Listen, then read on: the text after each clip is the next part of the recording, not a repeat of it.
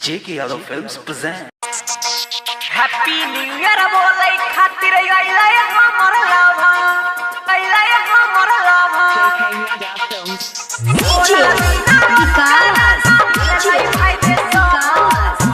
Singing by Prince Pirya.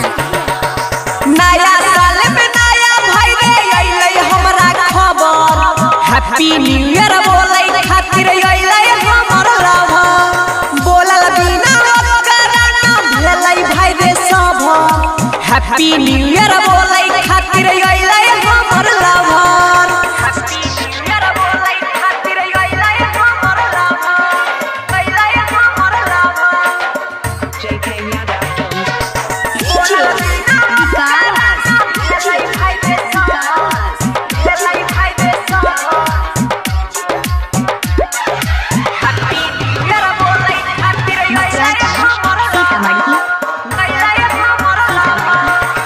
नया साल में नया भाई है छै एगो कमरे मिलै खातिर सबके लाभर है छै परेशान रे नया साल में नया भाई है छै एगो कमरे मिलै खातिर सबके लाभर है छै परेशान रे हमर रहिया उही दई रे हमर हबिन उजी दई रे देख के हमरा मन के भाई रे हट गेलौ सब कभर हैप्पी न्यू ईयर बोलै खातिर अइलै हमर लाभा बोलल बिना कराना भेलै भाई रे सब हैप्पी न्यू ईयर बोलै खातिर अइलै हमर लाभा हैप्पी न्यू ईयर बोलै खातिर अइलै हमर लाभा अइलै हमर लाभा J.K. Yadav Films. बोलल बिना कराना भेलै भाई रे सब भेलै भाई रे सब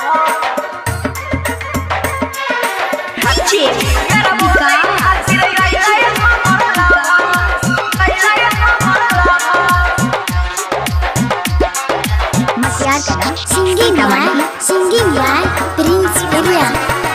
देख के हमारा मन छै किसरे जब से चढ़लै 2021 रे देख के हमारा मन छै किसरे जब से चढ़लै 2021 रे राइटर सनजी गेलै मिहिलै रे धीरज के मन भी हिलै रे छौरा पीर सब के होय छौ नै रे सब हैप्पी न्यू ईयर बोलै खातिर अइलै हमर लाभा बोलल बिना कराना भेलै भाई रे सब हैप्पी न्यू ईयर बोलै खातिर अइलै हमर लाभा हैप्पी न्यू ईयर बोलै खातिर अइलै हमर लाभा J.K. Yadav Films.